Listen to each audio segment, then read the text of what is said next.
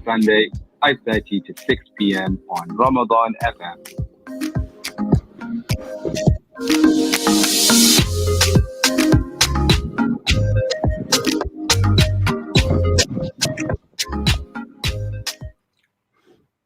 Assalamu alaikum, everyone. Welcome to Banter on Bikes, episode 5.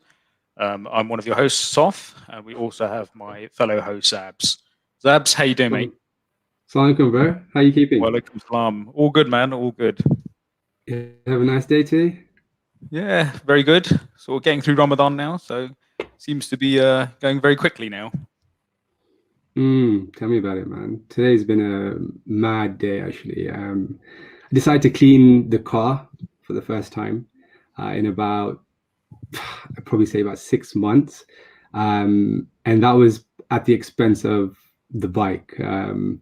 And I think for the last 6 months, every time I've thought about cleaning the car, I've ended up cleaning the bike. And this time, I think the wife was just like, "Look, it's not going to happen. You got to clean the car." So that was this is my afternoon, actually, cleaning the car. Bit different, but yeah, got there in the end, man. Good man. No, it's all that Saharan sand, isn't it? Yeah, you know what? It needed it. No more time to clean the bike, man. So that's gonna have to be put on the back burner for next week, I think. So yeah. Yeah, no, me nothing exciting. Obviously, still, trying to cycle during Ramadan. Keeping it going, keeping the health and fitness gains. And other than that, ferrying the kids to school, swim lessons, and all the usual sorts of things, right? Like, cab driver, right? But we gotta do what you gotta do, right? Hamza, it's going quick there. It's going quick.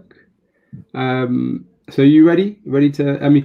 Talk about today's topic. It's going to be primarily focused on promoting women's cycling, in particular the Muslim women's cycling in specific, how they can probably get involved, overcoming some of the kind of typical challenges, and practical advice for the sisters who are interested in getting into cycling.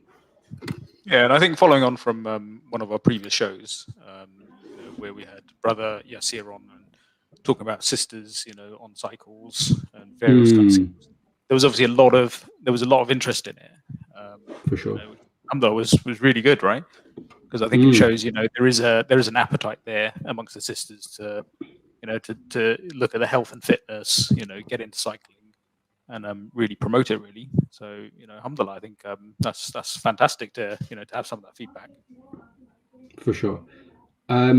So without further ado, really, just a quick introduction for our guest. We've got a special guest on the show today. She's, from my opinion, she's known as a cycling advocate for women's cycling and Muslim women's cycling. She's a voice of the underprivileged in society, and she's an ambassador to some of the biggest cycling brands out there. So let's bring her on the show. Yeah, so hopefully get her on in a few minutes. I think she's still having some technical difficulties logging on Zabs, which is unfortunate. That intro that intro just killed it, right? Okay, fine. So she's going to be joining us soon, and it'd be interesting to kind of really get in a viewpoint from a Muslim sister who's involved in cycling. And I think this is exactly what we need at the moment in our community. Yeah, definitely. And as I said last time, so obviously there was a lot of interest. I think, people wanting to know, how to, really from, that Muslim female cyclist lens, how to start, how to get into it, what sorts of things to look out for, what tips, advice. Because obviously I think, you and I have a view, Sabs, and, we obviously got into it. It'd be very interesting to hear a different perspective on things, really. Well, is your wife into cycling? You know what? She sort of gave it a go for a bit, but I think it's just one of those things where either it clicks for you or it doesn't. Right. And I think for her, it never really clicked. I mean, parts of it she kind of enjoyed. Do you know what I mean? obviously the health, fitness, and the scenery and that sort of stuff. Right. But I just think she just couldn't quite get into it. So for her, she was more into sort of hiking, walking, a bit of running, Okay. really, which is a bit of a shame, because it obviously would be nice to have both of you out on the bikes, right? Yes.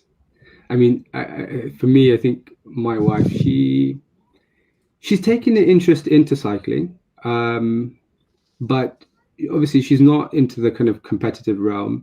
I think the local mosque that we go to has a cycling sisters cycling club, and I think during COVID it was stalled, but I think after that she's looking to rejoin that. I think she's really enjoyed the kind of experience of meeting other sisters and riding as part of a group, and just having that time to kind of do something different. And I think because I'm into cycling as well, she kind of she's always being bombarded with cycling chat from me, right? Whether it's to do with bikes or accessories or Because whatever. you're not obsessed, right? You're not obsessed with cycling. Well, yeah, exactly. No, I'm not obsessed. So she's kind of wanted to get involved, and we got her a bike. So we've got a bike. We try and cycle with the kids if we can. Sometimes we'll try and go alone, me and her, or use the kind of the cycle paths that are nearby, and trying to build her confidence through that. So she's kind of enjoying it, but it's going to take time. I think, like you said, there are other activities that are, I think I probably didn't help, my missus. I remember we went on a cycling holiday in the New Forest. Okay. And if anyone hasn't been to the New Forest, then I definitely recommend going. Take your family. So nice, right? Beautiful, loads of off-road trails. If people are worried about cycling on the road, right? Beautiful, beautiful. And I remember going there with the kids, and you see these little trailers that you can. The kids were too young to cycle at that time. You can hire these little trailers that you can put the kids into. So we had one bike, hooked up with that trailer and the kids in it. And then we had another bike, but the only problem was the only bike they had left, that they could hook up to the trailer because of the attachments, was the woman's bike. So we ended up sort of, her trying to drag the kids around for part of it, and me out on the bike. Well, obviously I did switch after a period of time, but that probably didn't really help her get interested in cycling, really, which is unfortunate. Yeah, I think we tried something similar to that. We took the kids, and when the kids were a little bit younger and they had to be on the back of the bike, which was a bit of experience, because actually, carrying two little kids on the back of the bike or on your bike, one bike each, it's the balance element requires a lot of balance and control. So we tried to do that, and we went through, I think Lee Valley forest, somewhere near us, and it was good. We kind of went around, had a kind of good little cycle, the kids enjoyed it, but it has its challenges for sure. Right, I think sorry to interrupt, but I think we have our guest on now, so do you want to try the intro as well again, and then I'll add her in. Shahina? Yeah, assalamu alaikum. Wa alaikum assalam, how are you? Can you hear me? Yes, we can hear you loud and clear. How are you? Sorry, I've not used this platform before. Not to worry. Not a problem. The thing is, we can hear you. I'm not sure if we're going to be seeing you, but it's okay. We can hear you. Oh, so do that's you the need main to thing. see me? It's not necessary. I mean, whatever you're comfortable with. You sure? Yeah. If you want to bring up yourself, that you can do. Let me just grab a hijab. 1 second. No problems. I think just whilst we're waiting for Suhena to get ready, we do have an interesting question that's come through. Salam, my wife is worried about abuse hurled from drivers at Muslim cyclists. Any advice? I guess, look, this can obviously relate to both, male and female cyclists, right? That's something I know we discuss, because I guess when we're out on the bikes, we do see a bit of tension there between cyclists and drivers. And I think my take on it is, I don't think it's specifically directed at Muslims, right? I think it's just any cyclist, right? Any cyclist at the moment. Whatever creed, race, color. I just think there is this undercurrent there between drivers and cyclists.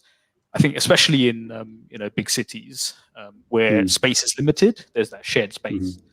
I think it's it's challenging, and inevitably things like lockdown, right? People Yeah, a lot of frustration. Tempers, frustration, yeah. But I think ultimately the best thing here is patience, right? I think that's what we're taught, right? And try and manage it. Well, also maybe riding in a group. Yeah, I think also riding in a group, riding with other people, riding with other sisters, can definitely help that and alleviate some of that anxiety that one would have, especially cycling by themselves. But also building confidence, right? So you may not be expected to ride on the road straight away. There's plenty of parks that you can start riding in, plenty of cycle paths that you can use that can help. Hey. Hello, salam I alaikum. don't dress like this on a bike, but I've got my Quran reading in a bit, so I thought. No problem. Welcome to the show. Welcome to the show. I guess should we start off? Yeah. Yeah, so we've kind of done a quick introduction for you, saying that you're a cycling advocate for Muslim women cycling, a voice of the underprivileged in society, and an ambassador for some of the biggest cycling brands. And obviously, also to mention, obviously, you're a lawyer by profession.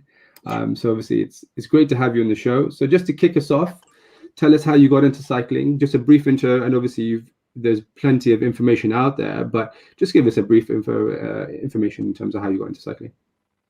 Okay, so I think just to put a bit of background, I didn't start off on a road bike. I learned to ride as an adult. I must have been 20, I think. And I was at university. There was this Muslim women's group and a sister called Haja. Subhanallah, like 11 years later, she's still doing it. She's still teaching. Wow. She's a convert sister. She's got like 8 or 9 kids. Like she's got like 1 million kids. And they're all on bikes. And her husband's, I think, Algerian.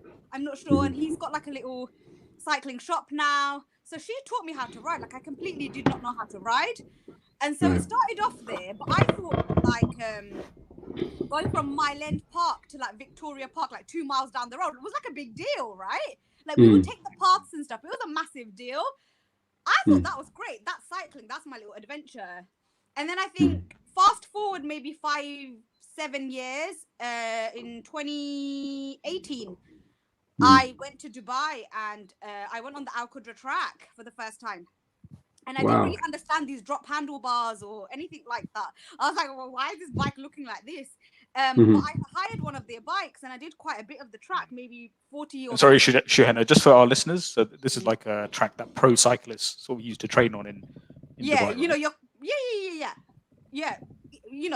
From Ineos to people like Caleb Ewan, when they do the UAE tour, they use that. But it's like 100 kilometers. What is that? 62 miles of track of flat road. Wow. It's not a track. Okay. It's not, you can't think of it like the circuit. The circuit. It's I wouldn't even call it a circuit. It's like proper road, tarmac. Okay. You would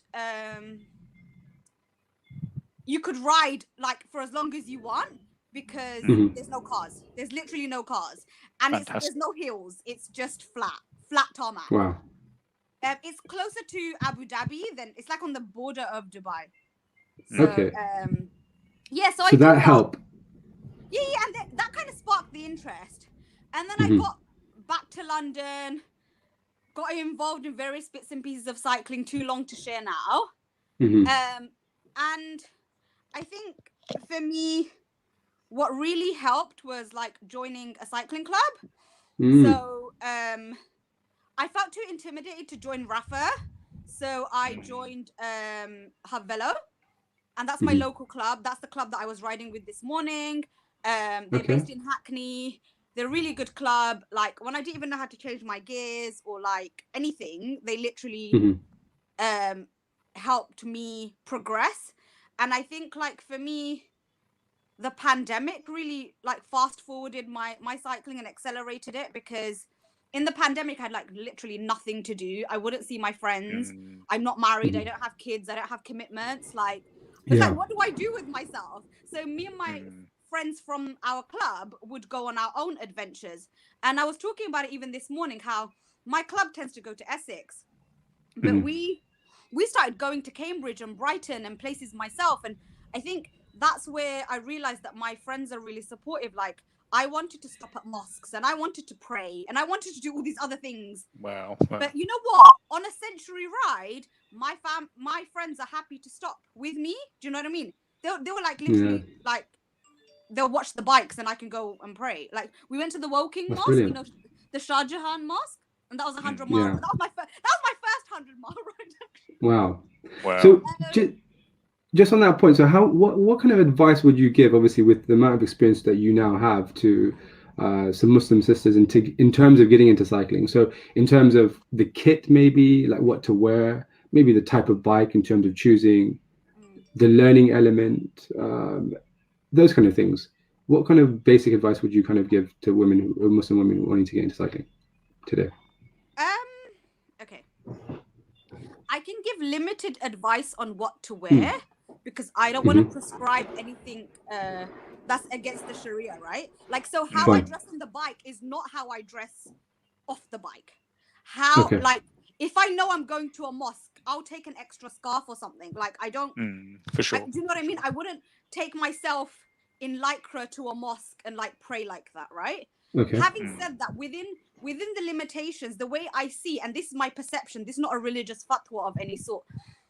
When I see girls exercise, like doing boxing or weightlifting or any other sport, running even, all of their clothes is tight. Like, it's not just lycra, it's just like the functionality of what you're doing, right? So Right. like, I find that, you know, when I'm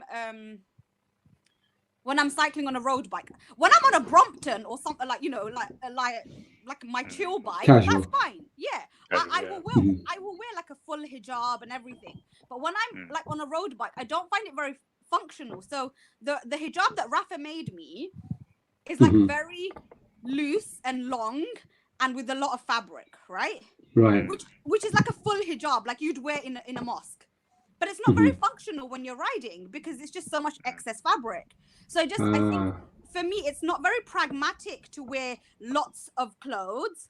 I know some girls like might wear a skirt over their tights, or they might wear like a second layer of shorts or whatever it might be. But I've just not found any of those things very pragmatic. And it's not just me. I speak to other sisters up and down the country. You know, we've got Muslim Sisters Facebook group. So like anyone can join the Muslim Sisters Facebook group.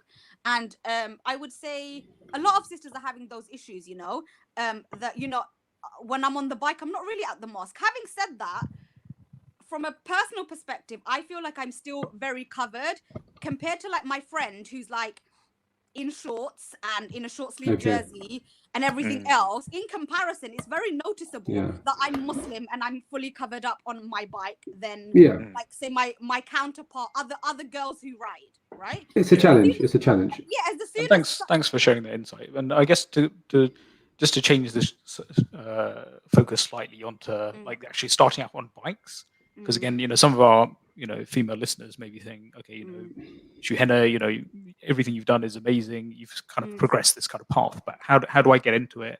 How would you know, what bike would you tell me to look at? Or because you said you started there when you were 20, right? When you and you didn't even know how to ride a bike or something. So yeah, that's quite amazing. Yeah. And now I'm on a fancy carbon bike, right? So Amazing. I would say ideally you want to be on a road bike if you want to do the longer distance. Okay.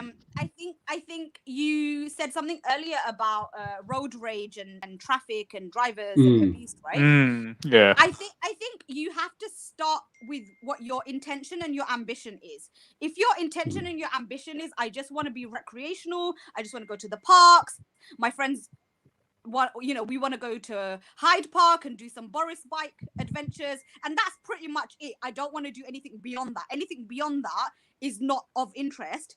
Then my advice isn't going to be valuable, right? But if you really do say, you know what, I want to go to the Cambridge Mosque, and I want to go to Brighton, and I want to go here, and I want to go there. On these serious adventures, yeah. Then it's very much possible. So I would say start off on a road bike if you can. I know not everybody gets on with the drop bars and stuff, but I would say start on a road bike. The second bit of advice I would say is change your pedals as soon as you can. Like, don't stay in trainers forever. Like, it's a real mindset thing, because I found that I stayed in trainers forever. And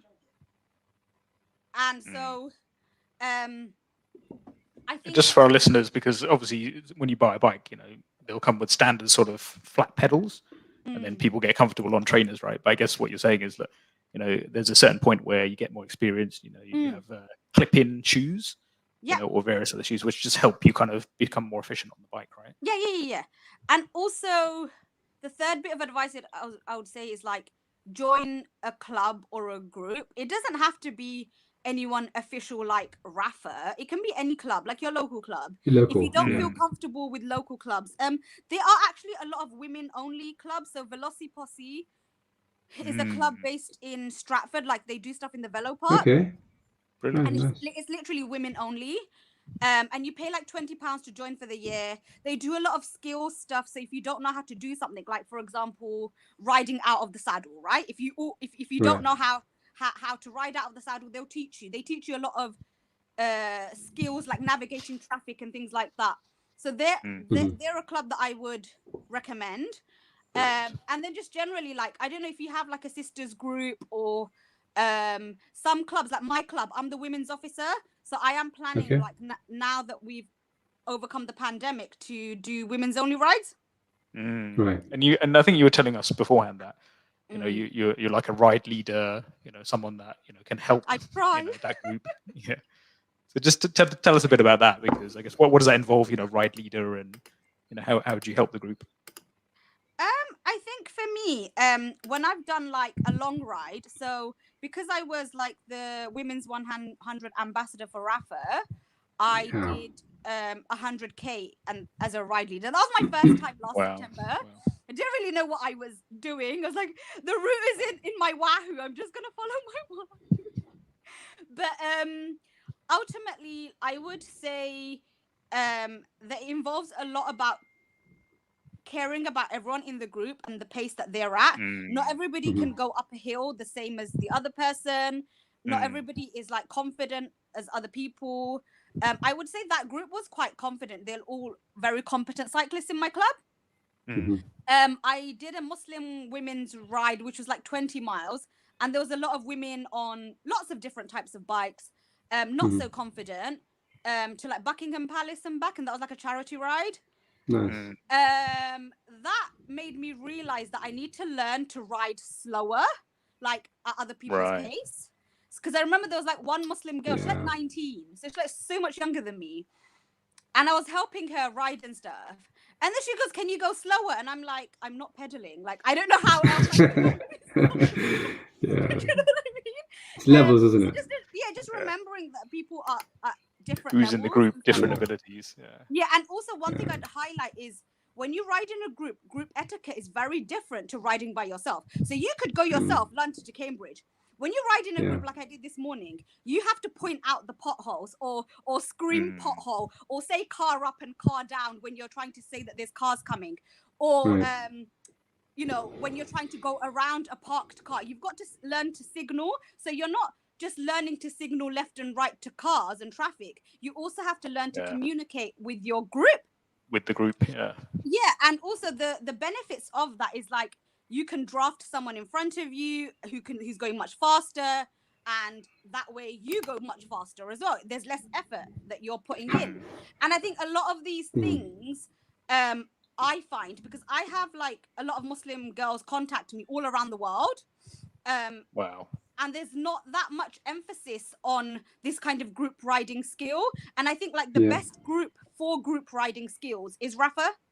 So I used to do Rafa women's rides, and Rafa women's rides are free. You don't have to be a member to do them.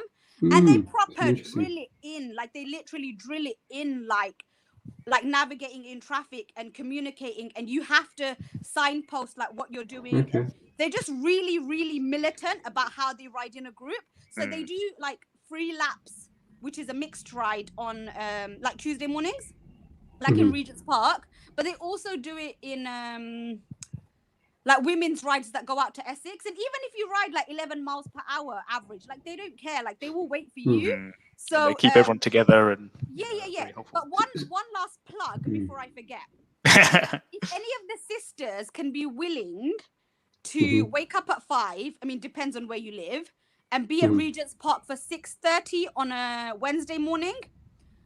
My coach does women's riding, so all the riders are women. There's like 100 women that turn up, right? Wow. And there's all sorts of women. Like one girl on her bike, it said disabled cyclist. Another girl was on a hybrid. Like so many different bikes, mostly road bikes. So the Wednesdays are for people who want to improve riding in a group and like chain gangs and stuff. And then the Thursday is for people who want to race. So I never go to the Thursday because I'm not fast enough to race. So I don't go to the Thursday. But the thing is, like, it's really nice. And it also, like, I don't know, for me, like, forces me to like get up, pray Fajr, go, like, before I know it, I see sunrise in the park. It's a really nice experience. How are you riding and fasting at the same time? Tell us, because that's quite amazing. I take medication, so I don't fast. I'm not riding. Fine. No, that's fair enough. Can I change tack slightly? And I think there's an interesting story I think you shared on your bio with us about riding to Box Hill, which is an iconic climb, right? London 2012 iconic hill with a box of samosas. Do you want to tell our listeners about that? Yeah, tell us about the samosas. Everywhere. I want to hear about the samosas. Take my samosas. Okay, so it started off in Brighton actually. So I had this like container, you know those like desi containers, you know the takeaway ones. That I literally struggle to have sugar, and it's not that I can't eat cake and stuff, but I'm a savory person, so I like crisps and chips and stuff like that. And I just find it really hard to eat on long rides. I don't want to do SIS gels and stuff. So I ended up like frying samosas, and they were cold. And my mum asked me like, "Oh, should she do them for me?" She goes, "What time are you leaving?" Like 8 o'clock. I didn't want to. I didn't have the heart to tell her that we were leaving at like 5 a.m. because we wanted to see sunrise. So I woke up at 4, left at 5, saw sunrise, and then we went to Brighton and I ate samosas on the beach. It was really nice. So like it suddenly became this thing. Like I started. Great source of carbs, fat, and protein. Yeah, I love it. It's funny because I was proper doing nutrition. I was doing an early morning ride with Stephen, who's the CEO of Science in Sport. So he's really big on diversity and stuff. So he's the one who got me to write the article. And he's like, "Yeah, let's do a ride together." So we have some pictures for the article. And then I was frying samosas at 6 a.m. because I had to meet him in the morning. And he loved it. You know, we've got some. You know what? It feels like we've just started this interview, but we've actually got to wrap up. We've got to wrap it up. We've been told by the producers that we've got to get off now. We're actually overrun, so unfortunately, we're gonna have to end it on a note like this. But it's been a pleasure having you.